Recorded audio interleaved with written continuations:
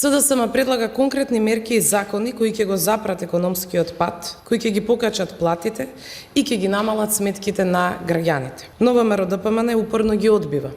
Клучните економски параметри покажуваат дека на македонската економија не и оди, дека граѓаните имаат се помалку пари. Инфлацијата е зголемена и изнесува 5%.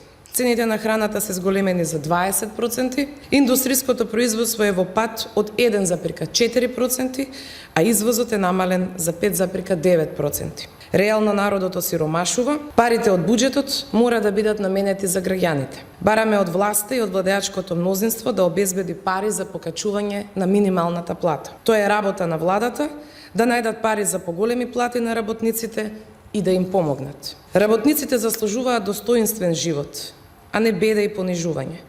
Доколку власта тоа не го направи, СДСМ ќе поднесе закон за зголемување на минималната плата.